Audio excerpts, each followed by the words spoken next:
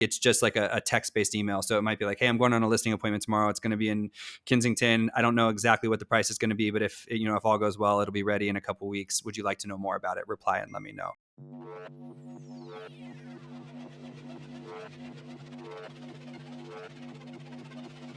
Ladies and gentlemen, welcome to the Walkthrough, the most underrated podcast in real estate. We are doing a special episode because we are 1 week from BAM Mania. And I just wanted to hop on here with Jason and talk about insights. What insights do we look at on Instagram, and what insights should you look at on your Instagram to see what sort of content is working? So Jason, I'll lead it off. We're just going to get straight into it. There's no social media news, no nothing. It's just, this is what you should be looking at on your Instagram. So the number one thing, and we always talk about this in our presentation when we do the 9 pillars of building your own bullshit or whatever it is. It's a great presentation. It's an amazing presentation. Here's what you're going to do. You are going to open your Instagram.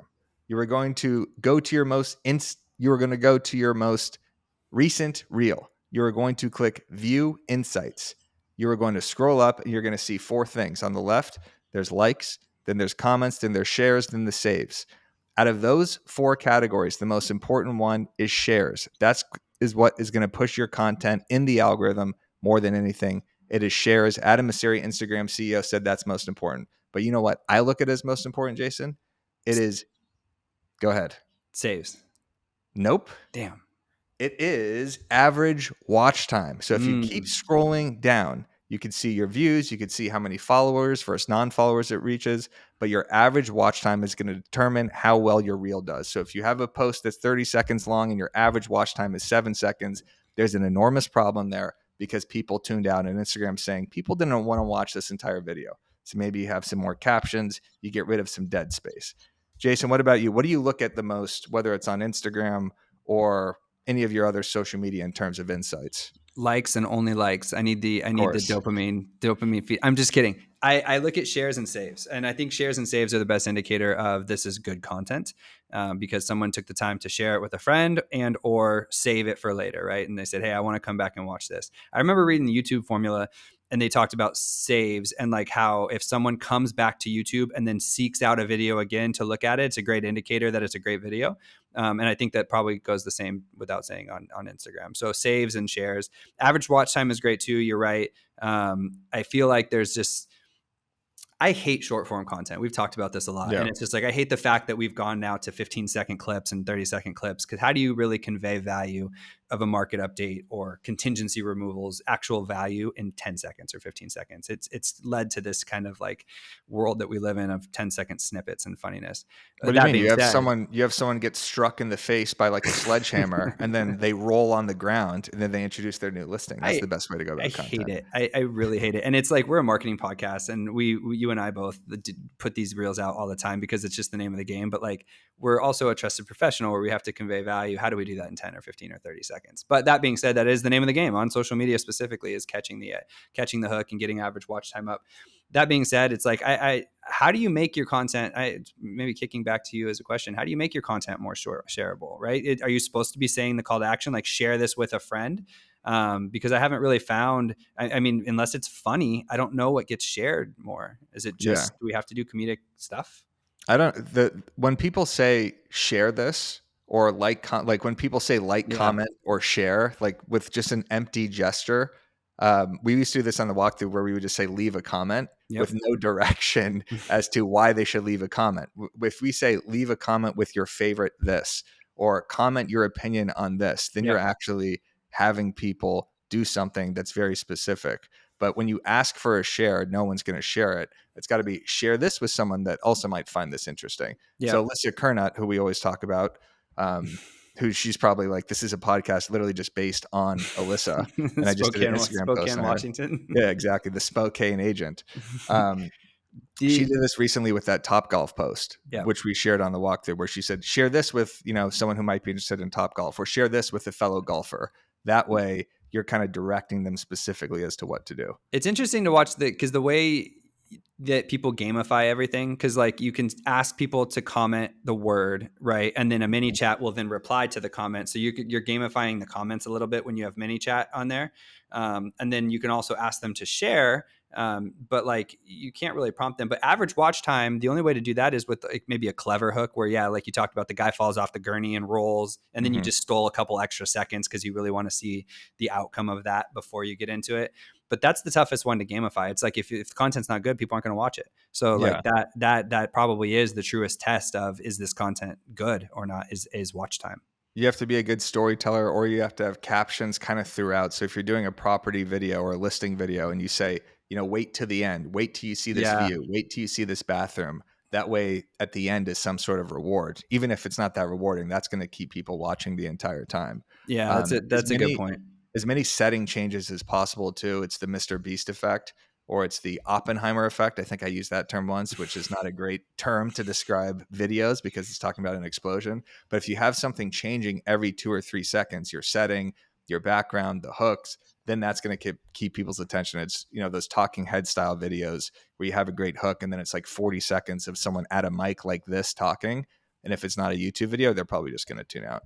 For sure. I think I was reading through, Gary Vee came out with his 6 predictions for social media in 2025. I don't know if you saw this one yet. I'll send it over to you. This might be an actual pull out standalone, another episode here. But he talked about his number 2 was the rise of micro content. And he talked about how attention spans are shrinking fast. Gary predicts a surge in micro content, 15 seconds or less, one-line tweets and single image posts. You know what? Which completely negates what I was saying like 4 months ago, where I was like, long form is back. Everybody, like, there's a reason Instagram has 10-minute long videos, 5-minute long videos, because people want to consume that. But it's like he went on to say, but the twist is that micro pieces come off of the larger content, right? And you've been talking about this for years now. And it's like you create a 30-minute podcast and you slice it into 20 micro contents, and each piece leads back to the full content. You know what I mean? It's not about just going viral once. It's about consistent strategic content distribution. And that was his prediction number 2. He's doing a lot of those quote pieces where it's just a photo of him. And then it's like a quote above. Yeah. And we noticed that with our content on BAM too. And Kyle Talbot, who we brought up, I think we had him on last week or 2 weeks ago, where it's like these very simple headline posts where you don't want the viewer to have to strain to read something. So if you post something to Instagram and it's a paragraph, people aren't going to click on that. Or if it's a carousel and there's just so much text, it's very difficult. So simple text with a headline, housing inventory up in San Diego, read more information in the caption. Like, that's going to get more shares and views than something that's too hard to consume. Agreed. Yep. Yeah. What else does this guy say? You want the other 5? Yeah, just give me one more. We'll cover the next thing in the next episode. Number 3 I liked was the blurring of platform lines. He says by 2025, Gary sees social platforms becoming more like Instagram, becoming more like TikTok, LinkedIn becoming more like Facebook, YouTube becoming more like, well, everything. What does that mean for you? Basically saying you need to master platform agnostic content that works everywhere with just minor tweaks. It's not about being on every platform. It's about creating content that can adapt to every platform. Yeah, I mean, that pretty good. That goes into pillar number 8, which we talk about, is being omnipresent on social, because these platforms are eating each other in a way. Right. And if you put all of your eggs into Instagram or Facebook and these kind of become each other, you're screwing yourself over. So if you publish something to Instagram, this is the best thing I did with the Broke Agent when I started it, is I always posted a screenshot of a tweet to Instagram, Facebook, Twitter, and I think Pinterest at the time too, because we were like, we just want to grow on all platforms because we don't know which one's going to necessarily win out. Right. And it's like, even like taking the screenshot of the tweet, coming up with the content of the tweet is the art, right? You have a 1 or 2 line tweet. And that's funny. But then if you just take the tweet and you post it to Instagram, maybe it doesn't perform as well. But then if you do the thing where you do the sentences over a 3-second reel, that'll perform well on Instagram. So there are minor tweaks to how you engage the platform. But that being said, it's the same content amongst both. Yeah. Exactly. So you could screenshot a tweet, set it to a 3-second reel, right, have it vertical, and then you could still put some music behind it, which kind of creates a better reel version of it being an Instagram. You see 𝐌𝐸 and Gary Vee doing this. Yep. It's kind of like trickery in a way. Totally. Where it's like you think it's just a standard image post, but those do perform well. There's a reason they're doing it. Correct. Exactly. I mean, like that's like an underlying thing, is like for the lazy out there, including me, is if you just literally just watch what Gary Vee and 𝐌𝐸 or like Gary Vee does, it's like, well, if he's doing it, then there's a reason why he's doing it. So maybe like try to copy that, not his content, but like his formatting of the content or like how he displays it. Exactly. Yeah. Follow Gary Vee, follow 𝐿𝐸𝐤𝐚𝐢𝐤, because that is where the puck is going when it comes to content creation. One more thing, Jason, in terms of what sort of insights you're looking at. Forget Instagram for a second. You send out an email blast all the time, right? I Yeah. assume once a Yeah. week. Yeah. At Are you least. are you looking at those titles on a weekly basis? Are you switching them up, or are you just letting them fly, Not forgetting about it? necessarily. I've over the last year, I've gotten a lot more into the Jimmy Mackin, Sharon Srivatsa world of just sending an email that has no links. Like it's just like a text-based email. So it might be like, hey, I'm going on a listing appointment tomorrow. It's going to be in Kensington. I don't know exactly what the price is going to be, but if all goes well, it'll be ready in a couple of weeks. Would you like to know more about it? Reply and let me know. Right? No link, no pictures, nothing like that. It might be something like, hey, rates just dropped, down to 6.75. Do you want me to let you know when they drop to 6.5?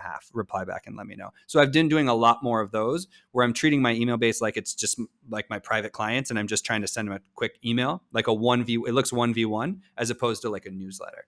That being said, I know Taya and there's other people that crush newsletters. So I'm not saying don't do that, but my emails over the last little bit have been strictly text-based to try to elicit a conversation.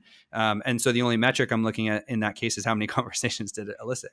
You know what I mean? How I many care much replies? less about open rate and click-through rate and stuff like that than I ever have before, because it's literally like in this time, like I'm just trying to have conversations, as many as possible. And I'm using my email like database for that, as Yeah, it's opposed almost like to a newsletters. text conversation. Yeah. Sharon told me that, and we started doing that with our Sunday email blast. So instead of having like the BAM emails, because we're a media company, obviously it's different from for agents, but we're sending out 5 or 6 blogs a day plus our YouTube and a podcast. So we're kind of giving them this menu to click on.